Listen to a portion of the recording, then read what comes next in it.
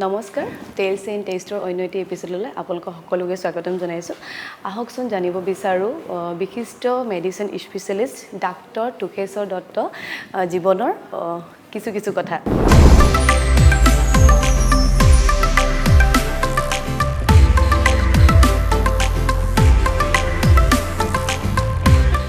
নমস্কাৰ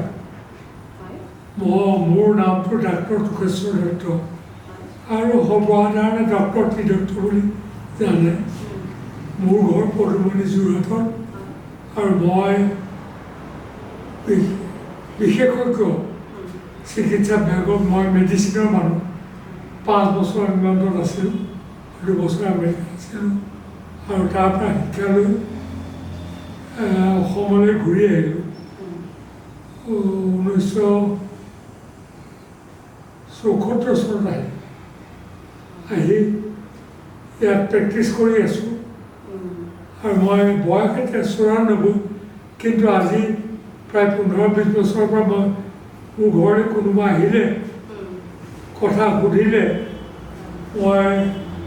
প্ৰশ্ন উত্তৰ দিওঁ আৰু আনকি মেডিচিনৰ কথাও কওঁ গতিকে মই সাহিত্য চৰ্চাও কৰোঁ মই ৰাজনীতিজ্ঞ মই যিদিনাখনে হিমন্ত বিশ্ব শৰ্মা অসম মুখ্যমন্ত্ৰী হ'ল সেইদিনাখনে মই বিজেপি পাৰ্টিত জইন কৰিলোঁ আগতে মই কংগ্ৰেছত আছিলোঁ আৰু ৰাজীৱ গান্ধীৰ লগত মোৰ বন্ধুত্ব খুব বেছি আছিলে মই নেৰাৰলি এক্সপেক্ট কৰিলোঁ ইতিহাসৰ পিছত মই অসমৰ মুখ্যমন্ত্ৰী হ'ব লাগিছিল ৰাজীৱ গান্ধী দিবলৈ ৰেডি হৈ আছিলে কিন্তু আনফৰ্চুনেটলি ৰাজীৱ গান্ধী চাউথ ভাৰতৰ দক্ষিণ ভাৰতত তেওঁ 38 হাতত মৃত্যু হ'ল তেতিয়া মোৰ ভাগ্যও খোজকাঢ়ি গ'ল ছাৰ যিহেতু শুনিবলৈ পাইছোঁ আপুনি ভাল কিতাপ লিখিছে তাৰ বিষয়ে অলপ জনাব নেকি কেতিয়াৰ পৰা আপুনি আৰম্ভ কৰিছিলে আৰু এতিয়ালৈকে বৰ্তমান চলি আছেনে আপোনাৰ লিখনি মই প্ৰকৃততে হয় আৰ্টছৰ মানুহ আছিলোঁ কিন্তু কেনেবাকৈ গৈ বিজ্ঞানত পৰিলোঁগৈ বিজ্ঞান কিন্তু 2000 চনৰ পৰা মই সাহিত্য চৰ্চা কৰিবলৈ ল'লোঁ কিন্তু মই নাজিৰা হাইস্কুলত পঢ়িছিলোঁ শিৱসাগৰৰ নাজিৰা হাইস্কুলত সেই সময়ত ইন্দিবৰ গগৈ ছাৰ আছিলে হয় ইন্দিবৰ গগৈ ছাৰে আমাক সংস্কৃত পঢ়াইছিলে তেখেতে কয় লালয়ত পঞ্চবৰ্ষাণি 10 বৰ্ষাণি তাৰৈত প্ৰাপ্তেষু ষোড়শ বৰ্ষে পুত্ৰং মৃত্যৱদা আছে 5 বছৰলৈকে ল'ৰা ছোৱালী লালন পালন কৰিব লাগে 10 বছৰলৈকে ঠিক ঠিকনি দিব লাগে কিন্তু 16 বছৰ পালেই পুত্ৰক বন্ধুৰ ধৰণে ব্যৱহাৰ কৰিব লাগে আৰু তেখেতে কৈছে জৈষ্যক্ষেত্ৰ নদী তীৰে ভাৰ্যাস পৰসংগতা শশৰ পশ্য গৃহবাস মৃত্যুৰে বন সংশয় জৈষ্যক্ষেত্ৰ নদী তীৰে যাৰ খেতিপথাৰ নৈ পাৰত পানীয়ে কেতিয়া মাৰে ঠিক নাই ভাৰ্যাস পৰসংগতা নিজৰ বিবাহিত তিৰোতা যদি অন্য এজন পুৰুষৰ লগত যায় শশৰ পশ্য গৃহবাসে আৰু ঘৰত যদি ফেটিয়া পতা সোমায় মৃত্যুৰে বন সংশয় মৃত্যু খাটাং গতিকে গৃহ সেয়া সৰ্পটো মাৰিব লাগিব আৰু অন্য পুৰুষৰ লগত যদি মোৰ তিৰোতা গুচি গৈছে সেইটোৰ মই প্ৰতিকাৰ কৰিব লাগিব এইবিলাক ইন্দিবৰ গগৈ ছাৰে আমাক শিকাইছে এতিয়া মই মেডিচিনলৈ আহিলোঁ মেডিচিন ছাবজেক্টটো মই বৰ ভাল পাওঁ কিন্তু মেডিচিন ভাল পালোঁ হয় কিন্তু মই অংক নজনাৰ কাৰণে অংকত মই ব্যুৎপত্তি নাছিলে মোৰ সেইকাৰণে মই আৰ্টছলৈ গ'লোঁ আৰ্টছলৈ গৈ মেডিচিন পঢ়িবলগীয়া হ'ল বিদেশলৈ গ'লোঁ মই পষ্ট গ্ৰেজুৱেট মেডিচিনত ল'লোঁ লিভাৰপুলৰ পৰা আকৌ ইংলেণ্ডৰ ডাবলিনৰ পৰা চিলড্ৰেন কৰিলোঁ লণ্ডনৰ পৰা অবষ্টেট্ৰিক্স এণ্ড গাইনকলজি কৰিলোঁ আৰু আমেৰিকাৰ পৰা মই MD কৰিলোঁ মই আমাৰ দেশলৈ ঘূৰি আহি অসমৰ ভিতৰত মই ভাবিলোঁ যোৰহাটে মোৰ কাৰণে ভাল হ'ব হয় কাৰণ সেইখিনি সময়ত অসমৰ মুখ্যমন্ত্ৰী বিমলা প্ৰসাদ চলিহা আছিলে বিমলা প্ৰসাদ চলিহাৰ আকৌ শিৱসাগৰৰ MLA আছিলে হয় আমাৰ ঘৰ শিৱসাগৰত আছিলে হয় বিমলা চলিহাই মই ক'লোঁ ছাৰ মই ৰাজনীতি কৰিব খুজিছোঁ তেতিয়া তেখেতে মোক এনকাৰেজ কৰিলে মই কংগ্ৰেছৰ ৰাজনীতিত ওতঃপ্ৰোতভাৱে জড়িত হ'লোঁ ৰাজীৱ গান্ধী মোৰ ইমান প্ৰিয় আছিলে হয় তেখেতৰ মই বৰ প্ৰিয় আছিলোঁ আৰু হঠাৎ নেৰলি এস্কেপ কৰি তেওঁ মৃত্যুৰ পিছত নহ'লে মই হিতেশ্বৰ শইকীয়াৰ পিছত অসমৰ মুখ্যমন্ত্ৰী হ'লোহেঁতেন এতিয়া মই যোৱা 15 বছৰমান এক্টিভ প্ৰেক্টিছত নাই মেডিচিনৰ মোৰ ঘৰলৈ এতিয়াও অসমৰ অৰুণাচলৰ পৰা পেচেণ্ট আহে নাগালেণ্ডৰ পৰা আহে শিৱসাগৰৰ পৰা আহে কাজিৰঙাৰ পৰা আহে আৰু নাগালেণ্ডৰ এগৰাকী পেচেণ্ট মোৰ ওচৰলৈ আহিছিলে 3জন নগা 4গৰাকী নগা আৰু 3জন নগাই 4জন নগাই এগৰাকী পেচেণ্ট লৈ আহি মোক কৈছিলে যে পেচেণ্টগৰাকী আপুনি চাব লাগে বিয়া কৰোৱা 4 বছৰ সন্তান সন্ততি হোৱা নাই গতিকে মই চালোঁ সেইখিনি সময়ত নাগালেণ্ডত নগা পানী খোৱাৰ ব্যৱস্থাটো আছে পাহাৰৰ পৰা পানী আহে চুঙাত লৈ থাকে গতিকে পায়খানা চাইখানা গণ্ডগোল আছিলে সেইবিলাকৰ মই চিকিৎসা দিলোঁ কিন্তু পিছৰ 6 সপ্তাহৰ মূৰত মোৰ ওচৰলৈ আকৌ আহিলত মই এবাৰ পেটত হাত দি দেখিলোঁ যে এটা কেঁচুৱা আছে যেতিয়া কেঁচুৱাটো আছে তেতিয়া মই তেওঁৰ LMP last date of menstruation কেতিয়া সেইটো সুধি পেলালোঁ সুধি মই সেইটো নোট কৰিলোঁ আৰু তাৰ পৰাই মই EDC expected date of confirmation কেতিয়া জন্ম হ'ব সেই কথাটো উলিয়াই পেলালোঁ মই কোৱা ডেট মতেই লুঠা মাইকী মানুহগৰাকী বাচ্চা এটা হ'ল আৰু সেইটো ল'ৰা হ'ল ডেটটো একেই হ'ল তেতিয়া এই লুঠা মাইকী মানুহবিলাক ডাক্তৰ ত্ৰিদত্ত যোৰহাটৰ বিষয়ে সুধিলে তেওঁ কয় তেওঁতো ডাক্তৰ নহয় তেওঁ ঈশ্বৰ কেনেকৈ বোলে তেওঁ ল'ৰা হ'ব নে ছোৱালী হ'ব ক'ব পাৰে আৰু সন্তান নোহোৱা মানুহকো সন্তান কেনেকৈ হয় তাৰ চিকিৎসা কৰিব পাৰে গতিকে নাগালেণ্ডলৈকে মই সোণাৰী নাগালেণ্ড এইবিলাক ভজু পঢ়া চাপেখাতি এইবোৰ পঢ়া এই গোটেইবিলাকতে পেচেণ্ট মোৰ আহিছিলে দুকুটি মুখৰ পৰা আহিছিলে তাৰ বোকাখাটৰ বহুত পেচেণ্ট আছিলে আৰু মই বহুতৰ শিক্ষা জগতৰ মেডিচিনৰ এজন যোগ্য ব্যক্তি হিচাপে মানুহে মোক লগৰ ডাক্তৰসকলেও এতিয়াও লগ পালে সন্মান কৰে হয় ছাৰ ধন্যবাদ জানি বহুত ভাল লাগিলে এতিয়া মই আপোনাৰ পৰা জানিব বিচাৰিম আপুনি ধৰ্মটোক কেনেকৈ আদৰি লয় ধৰ্মৰ বিষয়ে কি ক'ব আপুনি ধৰ্মৰ বিষয়ে ক'বলৈ যাওঁতে মই মোৰ অতীতটোক স্মৰণ কৰিব লাগিব মই শিৱসাগৰৰ হাঁহচৰা মৌজাৰ কুজিপালিৰ নগাগাঁও পাৰ হৈ এখন সত্ৰ আছে মৈৰামাৰ সত্ৰ সেইখন কাল সংহতি ধৰ্ম সত্ৰ কাল সংহতি মানে সাজ পানী খায় তাত কিন্তু আমাৰ সত্ৰত বিহুত ঢোল আৰু নাচনি ঢোল নবজায় নাচনি নাযায় কিন্তু আমাৰ গোসাঁয়ে ঘৰে ঘৰে নাম কীৰ্তন কৰি খোল আৰু তাল বজাই পেলাই ঘূৰি ফুৰে মোৰ ককা দেউতাক সত্ৰৰ খাটনীয়াৰ আছে খাটনীয়া মানে তেওঁৱেই 1 নম্বৰ মানুহ আৰু তেওঁ বুঢ়া দিনত ভাং খাইছে ছাৰ কথাৰ মাজতে মই আপোনাৰ পৰা আৰু এটা কথা জানিব চেষ্টা কৰিম ধৰ্মই সমাজৰ মৌলিকতা ৰক্ষা কৰেনে আপোনাৰ মতে কি ক'ব আপুনি মই যিখিনি সময়ত জন্মগ্ৰহণ কৰিছিলোঁ আজিৰ পৰা 94 বছৰ আগতে 10-12 বছৰৰ পৰা হিন্দু ধৰ্ম কি মই জানিছিলোঁ মোৰ ককা দেউতা সাধু আছিলে আৰু তেতিয়া আমি দুয়ে দুয়ে 4হে সত্ৰত জানো দুয়ে দুয়ে 5 বুলি কেতিয়াও নকওঁ আৰু 2 নম্বৰ কথা হ'ল আমাৰ ইঘৰে সিঘৰৰ লগত মিলন বৰ বেছি সত্ৰতে নাছিলে আমাৰ গাঁওখনৰ ভিতৰত আমাৰ মকৰ্দমা টকৰ্দমা কোৰ্টলৈ যোৱা নিয়ম নাছিলে আমি গাঁৱতে মোকাবিলা কৰি আমাৰ সমস্যাবোৰ সমাধান কৰিছে হয় গতিকে মই তেতিয়াৰ ধৰ্ম আৰু আজিৰ ধৰ্মৰ লগত বিভেদ আছে বুলি মই ক'ব খোজোঁ হয় আজিৰ ধৰ্মত মানুহে ৰাজনীতিৰ লগত ধৰ্ম মিলাই পেলাইছে হয় হয় আমাৰ দিনত ৰাজনীতিৰ লগত ধৰ্ম নাছিল হুম হুম হুম হুম ৰাজনীতি আৰু ধৰ্ম বেলেগ বস্তু কিন্তু ধৰ্ম নহ'লে ৰাজনীতি নাই আজি মুছলমান মানুহবিলাকক আমি আগতে ককাই ভাই বুলিয়ে ধৰিছোঁ হয় আজিকালি আকৌ মুছলমান মানুহ বুলিলেই লেই চেই হৈছে এনেকুৱা এটা সমাজত ব্যৱস্থা ঘটিছে তাৰ বাবে মই বৰ দুখিত মই সেইটো অৱস্থালৈ ঘূৰি যাব নোৱাৰোঁ মই অতীতত যিধৰণে মই শিক্ষা পালোঁ হয় কৰ্মই ধৰ্ম সেইটোকে মই ৰাখিম আনৰ উপকাৰ কৰিব লাগে অপকাৰ কেতিয়াও কৰিব নালাগে হয় সেই কথাটো ককা দেউতাহঁতে শিকাই গৈছে তাতে মই খামোচুৱাই ধৰি আছোঁ হয় হয় ধন্যবাদ ছাৰ বহুত ভাল লাগিলে আপোনাৰ মন্তব্য জানি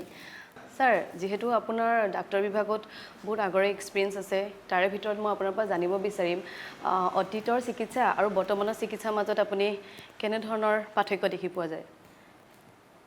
হয় অতীতত আমি পঢ়িবৰ সময়ত হয় ইমানবোৰ ঔষধ পাতি নোলাইছিলে আৰু বৰাই বুলিলে ঘৰতে চিকিৎসা কৰিছিলোঁ হয় বৰাই সৰুৱাই পিঠা খোৱা এইবোৰ আমি ঘৰতে চিকিৎসা কৰিছিলোঁ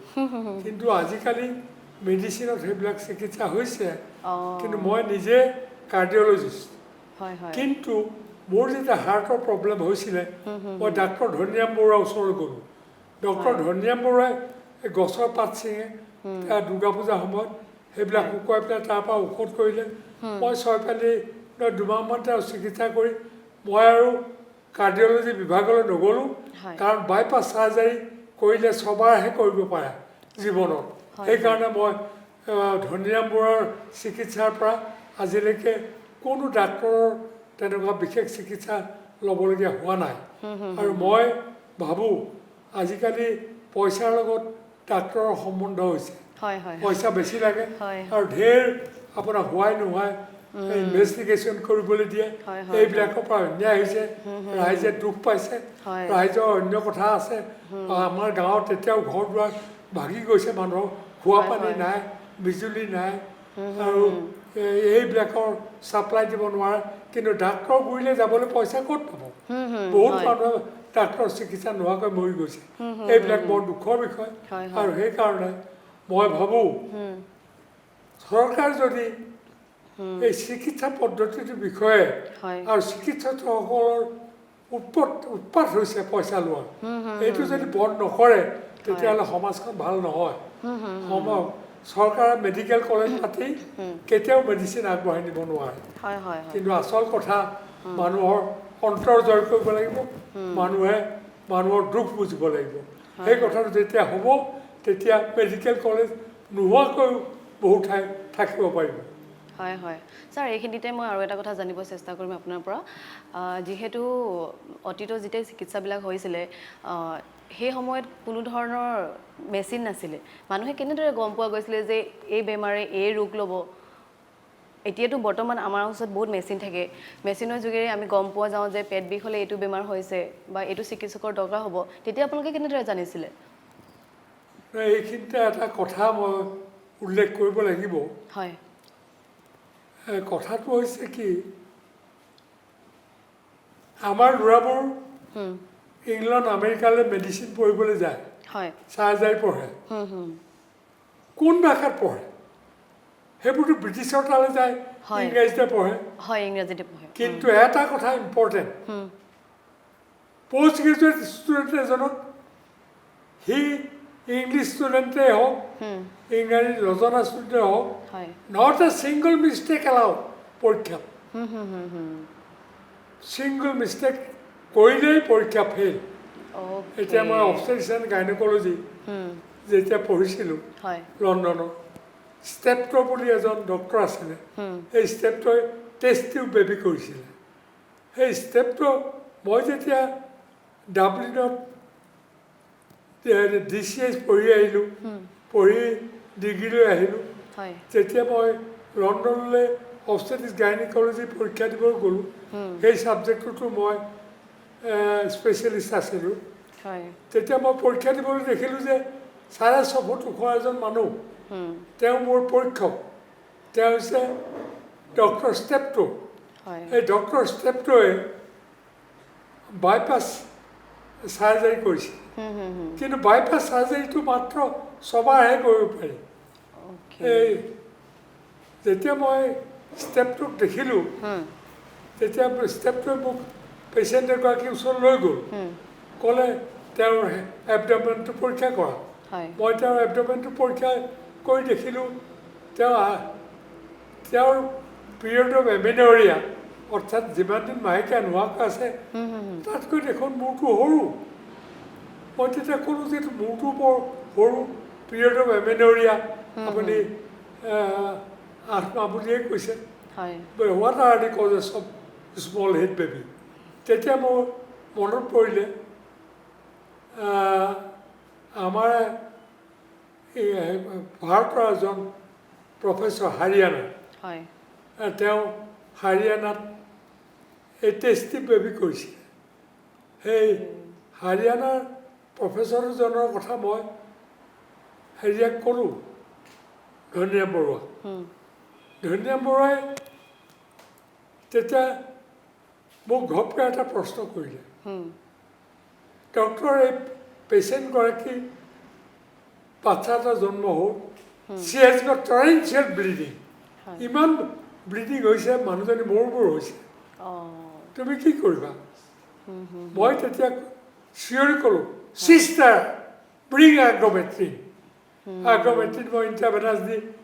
ব্লিডিং বন্ধ কৰিম বুলি ভাবিলোঁ তেতিয়া ষ্টেপটোৱে ক'লে আগ্ৰমেট্ৰিনৰ কোনো কাম নাই মই তেতিয়াহ'লে প্লেচেণ্টেল টিচু অলপ থাকি আহিলে বোলে দেৰ ইজ ন' প্লেচেণ্টেল টিচু তেনেহ'লে ফাইব্ৰইড ইউটেৰাছ আছে ন' ফাইব্ৰইড ইউটেৰাছ মই বোলো তেনেহ'লে কেঞ্চাৰ চাৰ্ভাইকেল কেনেলত আছে ন' কেঞ্চাৰ তেতিয়া মই চকীখন টানি আনিলোঁ তেওঁৰ ওচৰলৈ sir it must be cervical tear তেওঁলোকে yes it is cervical tear বোলোতে বেল বাজিছে মোক পিঠিত থুপৰি দিছে মই জানো যে অবষ্টেট্ৰিক্সত মই লণ্ডনত মই অবষ্টেট্ৰিক্স গাইনী পোষ্ট গ্ৰেজুৱেট পাছ কৰিলোঁ হয় ধন্যবাদ ছাৰ ভাল লাগিলে আপোনাৰ কথাখিনি জানিব পাই যিহেতু আজি ছাৰৰ জন্মদিন হয় সেইবাবে আমি ছাৰৰ আজি বাগিঘত আহিছোঁ পোনপ্ৰথমে মই টেইলছ ইন টেষ্টৰ ফালৰ পৰা ছাৰক জন্মদিনৰ শুভকামনা জ্ঞাপন কৰিছোঁ আৰু আজি জানিব বিচাৰিম ছাৰৰ আজি কিমান বছৰ বয়সত ভৰি দিছে মই উপজা দিনৰ কথাটো ক'ব নোৱাৰিম কোন তাৰিখ কি গাঁৱত জন্ম হৈছিলোঁ হয় আৰু মোৰ মাৰ 16টা ল'ৰা ছোৱালী হৈছিলে তেতিয়া ককা দেউতাক কয় তই কি কাৰণে পৰিবাৰৰ ওচৰলৈ যাওঁ ককা দেউতাই ধমক দিছিলে কিন্তু আমি 6টাহে ৰ'লোগৈ 6টাৰ পিছত মোৰ দাদা শ্বিলঙৰ SP হৈ ঢুকালে তেওঁ কিন্তু খ্ৰীষ্টান বিয়া কৰিলে তেওঁৰ 2টা ল'ৰা আৰু 3জনী ছোৱালী হ'ল তাৰ এজনী ছোৱালী এতিয়া বম্বেত আছে বৰ ব্ৰিলিয়েণ্ট তাহাঁতি আমাৰ ঘৰলৈ আহে বছৰেকত এবাৰ আৰু সকলো কাম নিজে কৰি চব বাচন বাটি ধুই দিয়ে চব কৰে বৰ ভাল লাগে কিন্তু এতিয়া কথা এটা হৈছে কি মোৰ বয়স এতিয়া 94 পাৰ হৈ 95ত আজি ভৰি দিলোঁ আৰু কি মোৰ সৌভাগ্য আপোনালোকে মোৰ উপজা দিনতে এইখিনি আহি পালেহি ইমান কষ্ট হ'ল আপোনালোকক বহুত ধন্যবাদ দিছোঁ কি বুলি পুজিম তোমাক এনেকুৱাহে মোৰ ভাৱ হৈছে আপোনালোক অহাৰ কাৰণে বহুত ভাল পালোঁ মোৰ পৰিবাৰেও নিশ্চয় ভাল পাইছে আৰু আপোনালোকে আমাৰ পদধূলা আমাৰ ঘৰত দিলেহি তাৰ কাৰণে ভগৱানৰ ওচৰত চিৰকৃতজ্ঞ ধন্যবাদ ছাৰ আপুনি সাহিত্য জগতৰ লগত কেতিয়াৰ পৰা জড়িত হৈ আছে আৰু লগতে কিমান সংখ্যক গ্ৰন্থ এতিয়ালৈকে প্ৰকাশ পালে আৰু প্ৰকাশৰ পথত গৈ আছে নহয় মোৰ জন্ম য'ত হৈছিলে ল'ৰালি কালৰ পৰা মই বৰ কোমল অন্তৰৰ মানুহ আছিলোঁ আৰু কাৰো লগতে হাই কাজিয়া মই নকৰিছিলোঁ মোৰ লগত কোনো পুলিচ কেছ নাই আৰু মই মদাহীও নহয় ড্ৰাগছো নাখাওঁ কিন্তু মই বিদেশৰ পৰা 56 চনত অহাৰ পিছৰ পৰা কিতাপ লিখিবলৈ আৰম্ভ কৰিলোঁ এইখিনিতে দুজন মানুহৰ কথা মই ক'ব লাগিব এজন হৈছে প্ৰকাশক সাহিত্যিক ৰেব বৰা হয় আৰু মোৰ সহধৰ্মিনী অমিয়া সুবেদা দত্ত হয় এই দুজন নোহোৱা হ'লে মই হয়তো সাহিত্য চৰ্চা আধাতে বন্ধ কৰিব লাগিলেহেঁতেন এতিয়ালৈকে মোৰ 45খন কি 48খন কিতাপ হৈ গ'ল আৰু মই এখন কিতাপ লিখি আছোঁ সেইটো লিখাও শেষ হ'ল হয় মই অসমৰ ভাৰতবৰ্ষৰ কাৰোবাৰ মগজুৰ পৰা মোৰ যি সাহিত্য ওলাই আহিছে সেই সাহিত্য কোনোবাই লিখিব পাৰিব বুলি মই ভবা নাই হয় মই প্ৰথমতে জৰাজৰাহি ধৰ্মস্য গ্লানিৰ ভৱতি ভাৰত পৰিত্ৰাণায় সাধুনাং বিনাশায় চ দুষ্কৃতাং ধৰ্ম পনাথায় সম্ভৱামি যুগে যুগে শ্ৰীকৃষ্ণই এই কথাটো কৈছিলে কৃষ্ণই শেষ নেকি এই কথাটো মই উত্তৰ নাপালোঁ কিন্তু মই এটা কথা আচৰিত পালোঁ যে মোৰ দেউতা আজিৰ পৰা প্ৰায় 40 বছৰৰ ভিতৰত এদিন ৰাতি 2 বজাত যোৰহাটৰ ঘৰত দৰ্জা খুলি ঢকঢকীয়া ধুতি এখন পিন্ধি কৈছে মোৰ বৰ ভোক লাগিছে কিবা খাবলৈ দিব পাৰিবি নেকি সেইদিনাখনৰ পৰা মই পিছদিনাখনেই 3জন মগনীয়ে মাতি আনি খোৱালোঁ আৰু তেতিয়াৰ পৰা মোৰ ধৰ্মৰ প্ৰতি ঈশ্বৰ আছে যে সেই কথাটো মোৰ মনলৈ আহিলে আৰু এই মোৰ কিতাপ চৰ্চাত মোৰ পৰিবাৰ অমিয়া সুবেদা দত্তই পাই পইচা খুজিলেই দিয়ে ময়ো ঘটো তেওঁ পইচা ঘটে গতিকে পইচাৰ অভাৱ নাছিলে পইচা খুজিলে পইচা পাওঁ কিতাপ ৰচনা কৰোঁ মই এতিয়াও শেষৰখন কিতাপ লিখি শেষ কৰিছিলোঁ এই কিতাপখনত মই ভাবোঁ ভাৰতবৰ্ষৰ কোনোবাই এনেকুৱা ভাৱধাৰাৰে কিতাপ লিখিছে নেকি এইটো মোৰ চিন্তা হয় ৰেব বৰা এজন বৰ এক্সপাৰ্ট এডিটৰ তেওঁ নোহোৱা হ'লে মোৰ কিতাপ লিখা নহ'লহেঁতেন ৰেব বৰাৰ যিমান ত্যাগ মোৰ সহধৰ্মিনীৰ সিমান ত্যাগেই আছে সাহিত্য চৰ্চাত গতিকে মই বৰ ভাল পালোঁ আৰু আজি এই সভাখন আপোনালোকলৈ শ্ৰদ্ধা যাচিলোঁ ৰেব বৰাই যদি আপোনালোকক আপোনালোকৰ পদধূলা আমাৰ ইয়াত পেলাবলৈ নিদিলেহেঁতেন হয়তো এইখন সভা নহ'লহেঁতেন আপোনালোকলৈ সশ্ৰদ্ধ প্ৰণাম জনাইছোঁ ধন্যবাদ ছাৰ নমস্কাৰ বাইদেউ আপোনাৰ বিষয়ে অলপ জনাব নেকি মই এই অঞ্চলৰে মোৰ মাকৰ হয় আৰু বিখ্যাত সুবেদাৰ পৰিয়ালৰ মোৰ নাম অমিয়া সুবেদাৰ দত্ত হয় মই পঞ্চায়ত এণ্ড ৰুৰেল ডেভেলপমেণ্ট ডিপাৰ্টমেণ্টত চাকৰি কৰিছিলোঁ আৰু 86 চনত ডাক্তৰ তিৰত্বৰ লগত বিবাহ পাশত আবদ্ধ হওঁ তাৰপিছৰ পৰাই তেখেতৰ যিখিনি প্ৰতিভা আছিলে সেইখিনিৰ ভিতৰত দেখিছোঁ চিকিৎসকৰ উপৰিও কিতাপ পত্ৰ কবিতা আদি লিখিবলৈ লয় প্ৰথমতে মনৰ ভাৱৰ বুৰবুৰণি ইত্যাদি কিতাপ লিখিছিলে আৰু তেতিয়াই যোৰহাটৰ সাহিত্য সভাৰ ভৱনত আনুষ্ঠানিকভাৱে উদ্বোধন কৰা হৈছিলে কিতাপ ভাৱৰ বুৰবুৰণি ইত্যাদি কৰি 3খন একেলগে আৰু তেতিয়াই বিশিষ্ট চিকিৎসক ধনিৰাম বৰুৱা গুৱাহাটীৰ পৰা আহিছিলে আৰু সেই অনুপাতে বিশিষ্ট সাহিত্যিকসকলো আহিছিলে আৰু ক্ৰমান্বয়ে তেওঁক লিখাৰ হাত দেখি তেখেতক মই অনুপ্ৰাণিত কিমান কৰিব পাৰিছোঁ ক'ব নোৱাৰোঁ কিন্তু লিখাৰ কাৰণে তেখেতক মই মনে প্ৰাণে অলপমান সহায় কৰোঁ সাধাৰণতে তেওঁ লিখাখিনি ৰাতিপুৱা ভাগত কৰে আৰু যেতিয়া আমি গুৱাহাটী কলা ঘৰৰ পৰা এইখিনি পদুমণি ঘৰলৈ শ্বিফ্ট কৰিলোঁ তেতিয়া প্ৰাকৃতিক আউটলেট যিটো আছিলে সেইটোত তেওঁ অনুপ্ৰাণিত হৈ বহুত কবিতা লিখিলে সেই কবিতাবিলাকৰ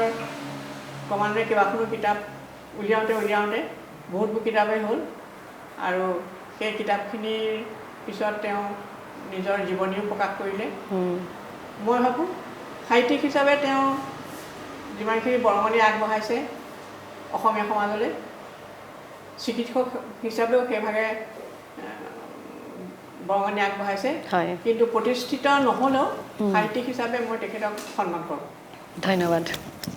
ছাৰ আমি এতিয়া ৰেপিড ফাইললৈ আহিছোঁ 5জন ব্যক্তিৰ নাম ক'ম আপুনি তেওঁলোকৰ বিষয়ে এটা লাইনত ক'লেও হ'ব ৰাজীৱ গান্ধী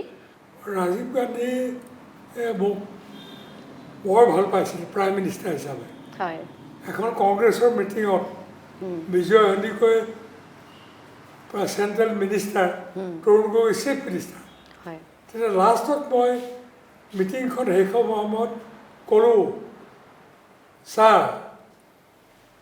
দিছ ইজ মাই লাষ্ট কুৱেশ্যন হয় you have fought the drought situation so' well you have fought the flood situation so' well your trip to Beijing is quite a success your liaison with Benazir Bhutto is bringing a happy augury for durable peace to the subcontinent. Your policy in Ceylon is giving dividend. Your action in Maldives is widely applauded. Don't you think this is the most opportune moment to go for general election? Rajiv Gandhi Mishikya, I am also thinking that we are doing well. If you all of you congressmen think to go for general election, of course I will go. Doctor Bhupen Hazarika তেখেতে মোৰ ঘৰত প্ৰায় আলহী আছিলে আৰু